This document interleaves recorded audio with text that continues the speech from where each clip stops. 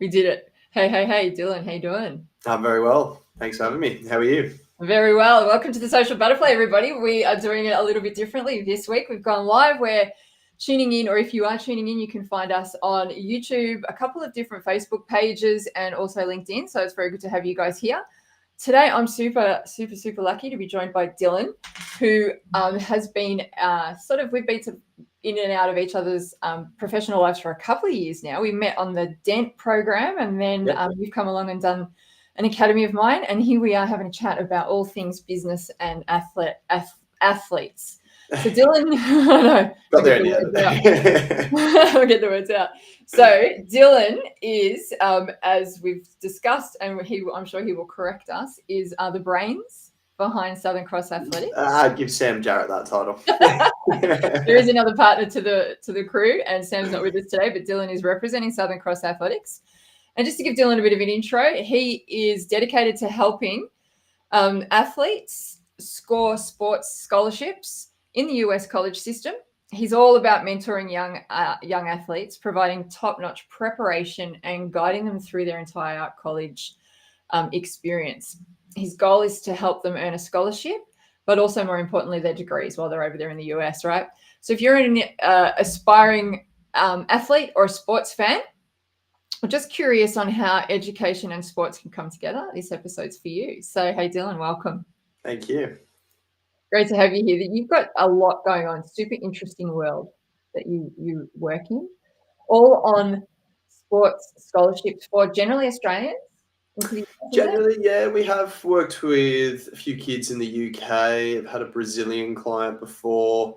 But let's be real, Australia's where home is, and that's the majority of our client base. So yeah, in particular, we usually help Australian athletes, student athletes, I should say. So the first question is, how did you get into it?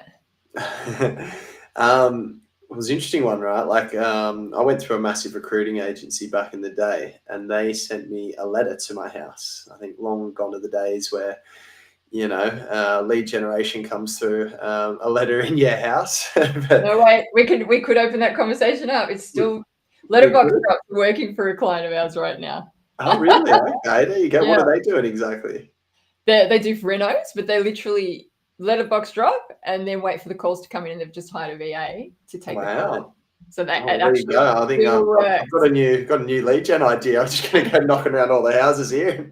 Here we go. This is what we do. Any kids? Yeah. But yeah, you got a letter?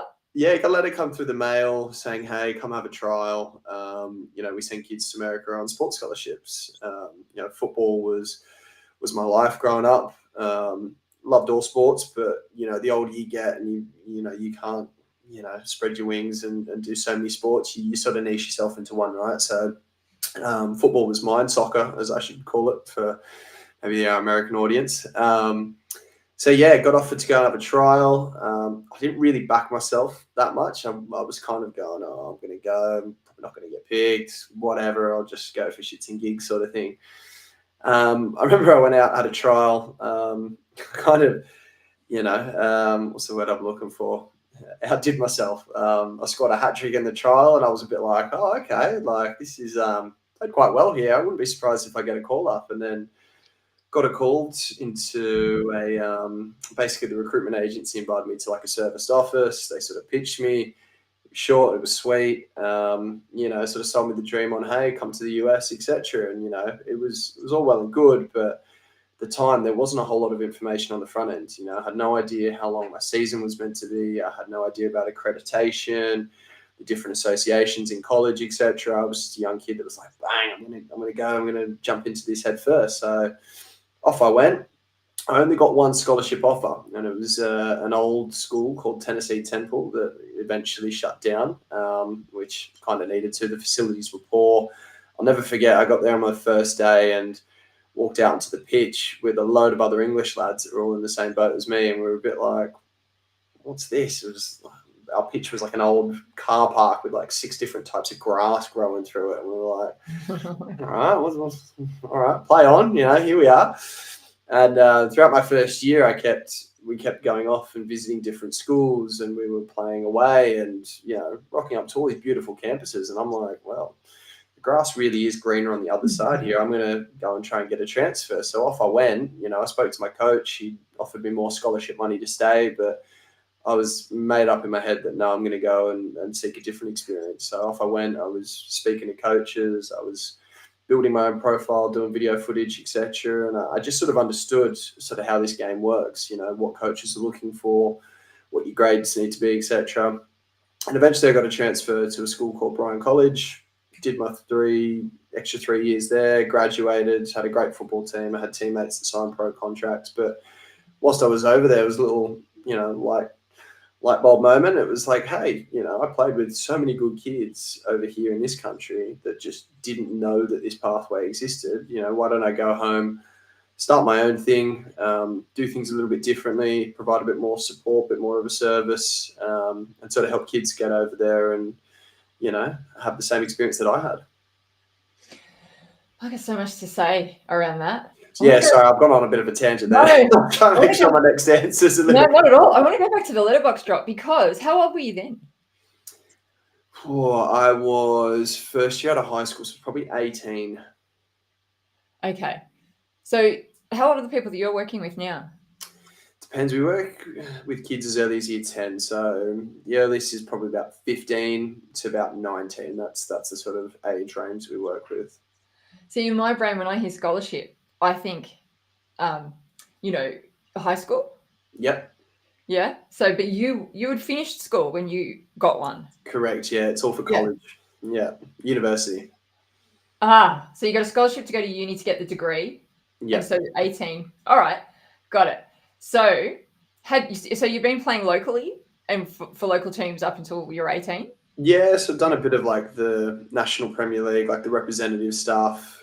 Gone back to playing park football with my mates. And then before I left, I was playing, it's technically semi-professional. I was playing at UNSW first grade for a year before then heading over, what year was it, 2014. So yeah, almost 10 years ago to the day that I set off and went over to America. I was in the deep south.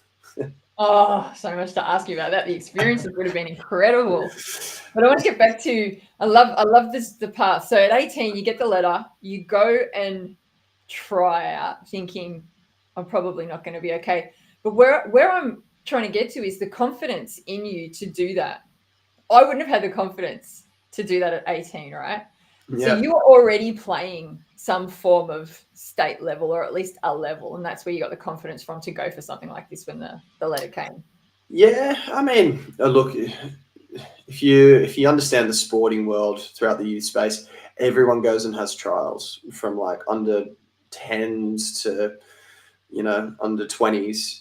There's always trials. It's always this time of year as well. So I was very used to going and having a trial for different football clubs, etc. Always struggled with it, performance anxiety, etc.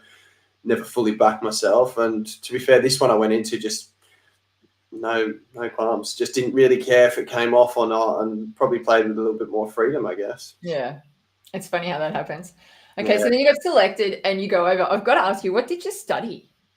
I did a degree in exercise health science, which I do absolutely nothing with. That's like so much focus on the thing. I thought, what did you study? Imagine if it was like law. Well, if I could have gone back, I would have done something in business. Oh, that's right. It's funny, isn't it? Okay, so you get over there. Did you know the uni that you were going to before you left? Did know the uni I was going to, yeah. Didn't know a whole lot about it. And that was kind of on me, right? Like I didn't do enough due diligence on the front end to have any idea of what I was getting into. I was just sold on, hey, you're going over to play football. See you later. Totally. So the recruitment agency said to you, we've got a school, here's the scholarship. Is that how it works? Pretty much, yeah. So you don't get a choice? Not necessarily. Sometimes you get a few different choices. Like, most of the athletes we work with, we try to make sure they've got plenty of options. But at that time, no, that was the only option that I was given. All right. And you get there, 6 styles of grass rather than the grass literally being greener on the other side, probably because there was only one, right, on some of the other fields that you were playing with. It's super interesting. So you get there, 18, got British people around you as well, as you said, and you're all like, oh my God. So from there, what was it like? Was it what you thought, besides the grass being different colors, but were you like, okay, this is cool, or oh my God, I want to go back? Like, what was it like getting there with all these people? Look, it was different, right? it was the football side of it was brilliant. So that was the main reason why I was going, right? You get access to full-time coaches, full-time, staff that help you in the athletic training room if you've got any injuries, etc. All your games are televised. You're off, traveling in fancy buses. Sometimes you're staying in hotels the night before game. Like, you get that very professional feel. So that bit I absolutely loved, right? But grew up in the eastern suburbs of Sydney. When you get thrown into Chattanooga, Tennessee, it's a bit of a culture shock, right? There's churches and fried chicken on every different corner, and you're a bit like, okay, I'm just definitely not in Coogee anymore, put it that way. So Yep. it was different, right? Like, there was definitely an acclimatization period. And I always sort of say that to the kids. I'm like, look, that first year's a little bit tough. It's not home. It's not what you're used to. But if you go in with an open mindset, you'll get a lot out of it, right? Like, I went to a Christian school, so we had to go to chapel 3 times a week, and I'd been to a Catholic high school thinking, yeah, Catholic high school. Yeah, I can go to a Christian school, no dramas. Going to a Catholic high school in the eastern suburbs of Sydney and going to a Christian school in the deep south of America, 2 different kettles of fish. Let me say that. Yeah.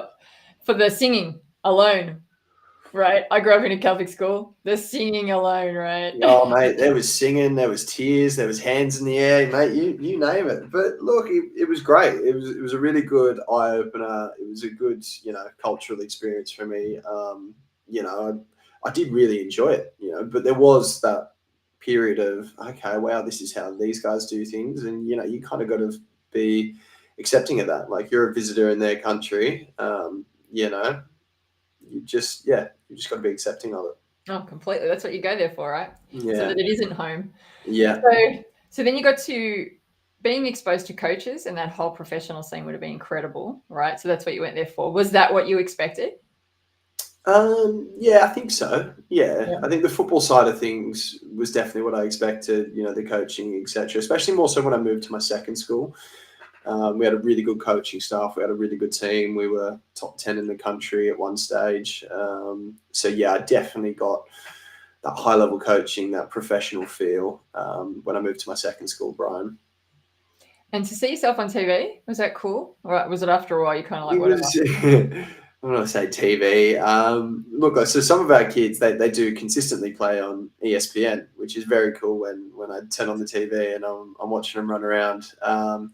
Ours were like just streamed online. So it was usually just parents back home and, maybe some other people around the school would tune in and watch it live, etc. I mean, yeah, it wasn't. I wouldn't classify it as being that special of a moment. But I think some of the kids that we've got that are at the Division 1 level, and they're playing on ESPN and all the cameras are there, etc. And that was like the level above what I was playing over there. Like that, that is completely different, and it would feel a little bit surreal. Talk to me about the training you got from the coaches and the level of lifting your game and your skill set. Was that awesome, number one? Number two, did you learn a heap that you didn't know, and was it all worth it? Yeah, I think with any different coach that you work with, you're going to learn different pieces, right? I've gone into coaching myself, and one of the biggest things I say is you learn by experience and by working with different coaches and new styles, ideas, methodologies, etc. So yeah, definitely learned a lot whilst I was over there from the coaching staff and from other coaches, etc. In regards to like our training, it was very intense. Like, we got to pre-season and it was 3 sessions a day. So your first session would be a mixture of fitness and a little bit of ball work. Lunchtime session, we would be doing like S&C work. Afternoon, we'd just play. And when you go from training here in Australia 2-3 nights a week to 3 times a day over there, it's a shock to the system. So yeah, that was full on. And then as the season progresses, your periodization comes in, and before match days we wouldn't be training super hard. If we had a bit of a break, the intensity would lift. That was probably one thing that I sort of found quite interesting. It wasn't every day you're going to get flogged, because you're just going to run people into the ground and they're going to get injured, right? So it was staggered of when we were going to go hard, what time of the season, etc. So yeah, the training was was intense, but yeah, definitely loved it. And it definitely was worth it. Really enjoyed it. It's funny you say about not using your degree in business. I speak to a couple of people I know that love coaching or sports coaching, and they correlate that to what's going on in the business world, particularly around teamwork and on and off seasons and things like that. Yeah. So it's funny. I think you've probably brought back more on business than you know. Maybe. Right. Maybe. So speaking of that then, you were over there and you had a moment where the light bulb came on. Talk to me about what happened there and then how we've ended up where you are now. Yeah, it was kind of funny, right? Because we tried to uncover this a little bit more during that dent course that we did. And I can't ever remember back to like one exact day where I was like, oh, wow, why don't I do this? But it just sort of like manifested a little bit over time that once I did transfer, I'm like, hang on, okay, I know how this works. You know, maybe a little bit more time passes. Yeah, I could do this. Okay, that could be the name for it. That's how I could reach out to people. This is what I would need to do. And it just sort of, those thoughts just kept building. And I can't remember when or what time exactly, but I definitely remember being at Brian and telling a number of people. I even told my own coach, you know, hey, I want to go home and, you know, start a recruitment agency. Like, what do you think? And he said, what you should be doing at the end of every game is just going up to the opposition coach, shaking their hand, saying, thanks for a great game. This is what I'm planning on doing. Would love to stay in touch, build a relationship, and go from there. So, yeah, it just sort of, it came over time, but I think it was purely based off the experience that I had when I was over there and also the negative experience that I had to sort of go, okay, cool. How can I go away and do things a little bit differently? Which sort of led me to starting SCA. And when did you start that? So got the groundwork happening back in 2019 when I got back from America, but it was kind of tough, right? Like at the time I was, you know, managing a full-time job. I was just, you know, trying to build a website in the background, starting to build up some partnerships, marketing material, etc. And again, diving into this headfirst, not having a clue about what to do and, you know, trying to get a contract together and all that sort of stuff. And then I remember I was speaking to an athlete back into 2019, 2020, January, signed her, and then COVID hit, you know, which shook up the whole world. And, you know, at the time, you know, I wasn't living with parents, etc., and I had rent to pay for. I ended up having to go back to working on a building site for most of 2020, just through lockdown. You know, and I remember it was kind of funny. I was working on the Opera House, and then in my breaks, I was sending emails to coaches and, you know, trying to get scholarship offers for the one athlete that I did have. And then by the end of the year, signed another couple of kids. So I only signed 3 kids in the first year. And then second year, Sam joined probably midway through the year. And that's when we went into a second lockdown, and it was great. You know, Sam and I always sort of remember the second lockdown where we were basically getting paid by the government to build the business in the background. So we were just working online all day, every day. And, you know, it sort of took off from there. What do they say that a lot of great businesses come out of those sort of times, like IBM or some of Bill Gates sort of hit his stride during a big, massive recession? Oh, okay. I think it was the biggest recession. So they say that out of the recessions or, you know, any sort of big drama financially, that normally a good entrepreneur is built, right? So when did Butterfly Media get built? Well, funnily enough, you should say that. 2019 we started, and then it all started to hit, right? So everybody went online. There you go. It's a good way to use the government money, isn't it? Like through that period is to literally, you know, you've got all this time, so let's throw it into the business. It's such a good thing to do. Like otherwise you would have had to keep doing it in between jobs, which would have prolonged the actual success. Yeah, exactly. So well done. All right, so 2019 you started, 2020, you know, lockdown, building the business, working on websites and getting contracts and things, and knowing that one day life was going to at least open up so that you could do this again. Yeah. Talk to me about your first client that you signed, the one that you're trying to get overseas before COVID hit. So how did that come about? Came through a referral through Jonah Football, who is a top-class football coach here in Sydney. He's done really well in the online space as well. He's built a great brand. A lot of people follow him on all different platforms. He's now got his own app as well that kids can sign into, and do training. I think there's S&C, nutrition on there, etc. And we had a mutual friend that we got connected with, and then he sort of said, yeah, look, I've got a few players for you. Here's a girl called Chloe first. Have a conversation, see where it goes. And we sat down at a cafe, sort of, gave him my experience, sort of told him what it is we can do, and off we went. And then we literally had lockdown. So all football got cancelled. So we had access to no video footage from this year, which we were going to work on. And then poor girl tore her ACL not long after. So it was just like a couple of real tough obstacles to sort of deal with. But we eventually got it over the line, and she got placed at a Division I school in New York called St. Francis Brooklyn. And she went off there in 2021. So she actually got there in the end. She did. Shout out to her. She's been super resilient. She's had a couple of bigger obstacles that have come her way, but she's still fine. She's still doing well over there.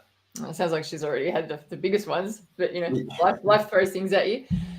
Just on that then, so from her to moving into, say, 2024, well, actually, I'm going to step it back a second. I'm going to say, so between 21 or say 20 to now, you've grown in size or the number of students that you're helping or people that you're helping, but also a couple of trips back and forth to the US. So my first question is, based on you being there and talking to the coaches at the end of each of your matches and thinking, oh, this could be a good idea, is that how you had enough connections or some strong connections to actually think about doing something like this and able to lean into that network that you met while you were over there? Would that be right?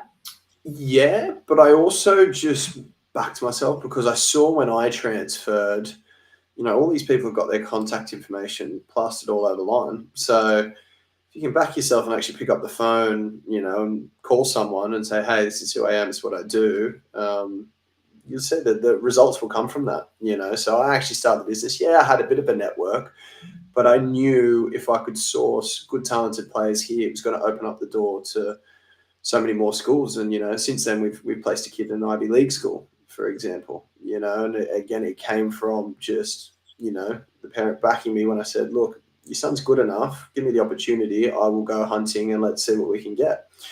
So there was a mixture of, because I'd sort of gone and played in America, I knew the system, I knew how it all worked. I knew I was going to make more connections, as the business progressed, Now we've got a database of every coach in America on there. Doesn't mean I know every single one of them personally, but since time we've built that. We've got some really good established relationships now, and people that do genuinely trust us and come to us consistently for players. Oh, that's fantastic. And you did just go over there recently? Went over in January. That was great fun. Went to the convention, got to visit a couple of really nice schools, Cal Fullerton, Soka University, and then we're going back again in almost like 3 weeks. 3 weeks on Sunday. Yeah, so we're doing California, we're doing Stanford, we're doing Florida, visiting a number of schools down there, and then up to New York for a couple of days before flying back home. So yes, very much looking forward to going over again and meeting some new people. It almost lets me segue into social media conversation because, that is a whole social media reel waiting to happen. But before I do that... Don't worry, we'll be absolutely milking it on social media. Totally right. Oh, my God. There's so much happening there. Just from the first phone or the first plane photo all the way through. Oh, my God. No. There was someone that told me you want to even be filming the night before packing if you recall. Yeah, you so do, right? Take us on the journey. Take it on the journey. We want to come on the journey. How engaged we're going to be by the time you come back from New York, right? But before I get there, what I want to ask you is a few questions around what you look for in a student, so that if anyone's listening, if there's a parent listening right now that's got a child that they believe is skillful enough or that might have a chance, or if they're just even intrigued in how the system works. First off, what do you look for in a student or in an athlete? From an athletic point of view and from an academic point of view, if there is those sorts of prerequisites, what's going on for you? Yeah, so athletes, we usually look for kids that have played like a representative level of their sport, So, for example, soccer is probably our biggest market. If they've been playing in the National Premier League representative system, those are the sort of kids that are our ideal clients, I would say. Moving backwards from that, touching on the academic piece. Now, a lot of people get this like stigma, oh, I've got to be, I've got to be doing an ATAR, I've got to be highly academic to go to America. Well, it's not actually the case. Like I finished with an ATAR of 63 and I still got a degree over there. That's another whole conversation. Don't get me started on that, what my teachers told me to pick and didn't scale well, etc. But diverting back to your question, it's you hit a pain point there. So look, for academic piece, ideally, if the kid's highly academic as well, that's great. Like that ticks so many boxes because, the higher the academics, it's going to open up more academic scholarship opportunities for other schools. For example, like the Ivy League schools that we work with, it's unless the kid is academic and highly academic, they're not getting in. Doesn't matter how good they are at football. They could have played for the Australian team, etc. If they don't have the academic piece that goes with it, they're not getting into those sorts of schools. Now, there's lots of other schools that we work with that, demand a GPA of only 2.0, which basically means averaging C's in all your classes. So there's a number of different ways to look at it. There's different online high school classes you can look at, the standardized testing. There's going through the junior college route as well, which gives you an opportunity to go over into the college system, be an athlete, earn your core credits, and then transfer schools. So obviously, highly academic is great, but that doesn't shut the door. If someone really wants to go, we can make it happen from an academic piece as well. And then probably the final thing that we look for, which is really important, is the character. So every kid that we sign, we actually sit down with over a Zoom call and their parents, ask them plenty of questions about, what it is they're looking for, what their long-term goal is, etc. And there has been kids previously that we've spoken to and gone like, great, they fit the bill from an academic athletic perspective, but probably not the right sort of character we want representing our brand as well. So we pride ourselves on doing that due diligence on the front end and making sure that, we are recruiting the right kids. Do the parents go? They can go over and visit. They don't go over and play. No. But unless you're looking for a scholarship, Katrina. I don't know what your background in sport is, but I think I might have convinced that vote. It's not about my academic acumen. I don't have any kids, right? So I'm already stuck. That's the problem. No, but it's just like, we're sending their kids off to school for like 2 years minimum. Would it be? I'm trying to get my head around the time frames of it. 4 years. Yeah. Oh, maybe the parents wouldn't go. Maybe they'd be happy. Yeah. Here, take little Johnny. Some wrap them up in cotton wool and don't want them to go. I've seen both. Yeah. Okay. All right. So it's a complete scholarship. Everything's sorted for them. They go over there and the parents can go visit if they want. Correct. Yeah. So parents come over, watch games, visit the campus. Like my old man came over for graduation. So yeah, it does happen. Like it's not just, hey, shipped off, they go in prison for 4 years, you can't see them. You get plenty of off time, so you're only really on for 8 months and you're off for 4. So you get a break at Christmas for a month and you get a 3-month break for the equivalent of their summer, our winter. So there's plenty of time to come home in between and things like that as well. Yeah, right. Loads of fun. So just to retouch on you're going to end up in New York. So you're going to do lots of social media for me. Let's talk about social media. So you are on all the platforms. People can find you there. You've got some incredible stuff on Instagram, which is cool. I love your videos. If anybody hasn't seen Dylan's videos, they're awesome. So make sure you get on Instagram to have a look at them. I think we can take all the credit for that. So Dylan and I met during a Dent accelerator program. So shout out to Daniel Priestley and the crew that are all a part of that because we're all still hanging out together. We're all still here. They did a good job of building a bit of a community, didn't they? Yeah, they've done all right.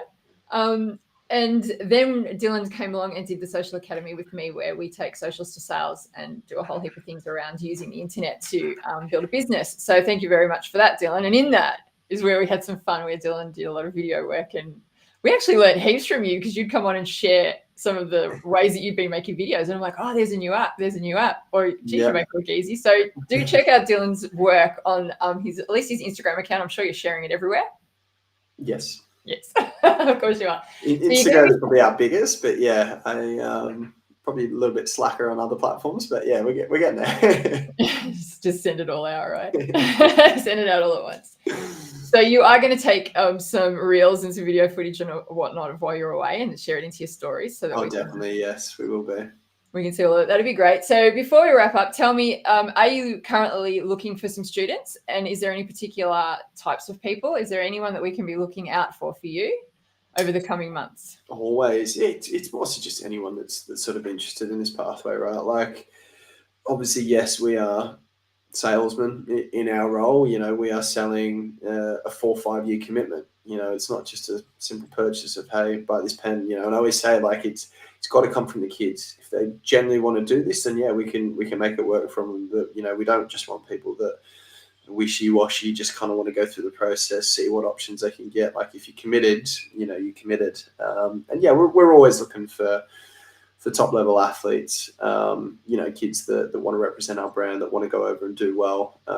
You know, our sort of target range is anyone from year 10 onwards, and maybe a year or so out of high school. Then we can work with those sorts of people. You know, anything past that sort of a year or two out of high school, it starts getting a little bit messy with eligibility rules, etc. So yeah, answer your question, yes, we're always looking for, you know, top level athletes in and around that sort of age range that are genuine about, you know, developing their academic and athletic careers. It sounds so exciting. And this is Australia-wide you're looking? Correct. Yeah. Yeah. All right. I think that's about it. I could probably talk all day long. We haven't even jumped on the sales conversation. I can hear the salesman in you. We could have a ball with that chat, right?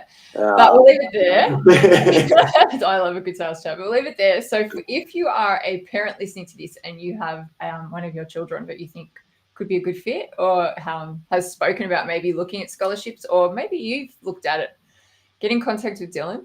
I'm sure he'd love to chat with you. He's got some great experience, as you can hear, and you just never know, right? You never know what's around the corner for your kids. You could turn it into a business when they come back, right? Hang on, we don't want no competitors here, Katrina. Sorry, what's that? Hang on, we don't want no competitors here. Okay, we're not developing competitors. All right. They can come back and work for us. How does that sound? Yeah, well, that's how big you're going to get, right? You've grown so much in the last couple of years. It's been great chatting with you. Thank you so much for spending some time with me. Have you got anything else you'd like to add? And for anyone that's ever interested, there is a really good social media course by yours truly. I couldn't advise it anymore. It was fantastic. You know, taught us a lot, and I'm thoroughly grateful that you gave us the opportunity to work with you and jump on today. It was great. It was great having you. We had a ball on that at the academy. So if you want to join the academy, you know where to come. Yell out and I'll see whether we can squeeze you in. All right. Thanks, Dylan. It's been awesome. Everyone out there, we will see you next time with Michael Cliff, my business coach, as we unpack everything to do with business. Have fun. We'll see you next time. You can never find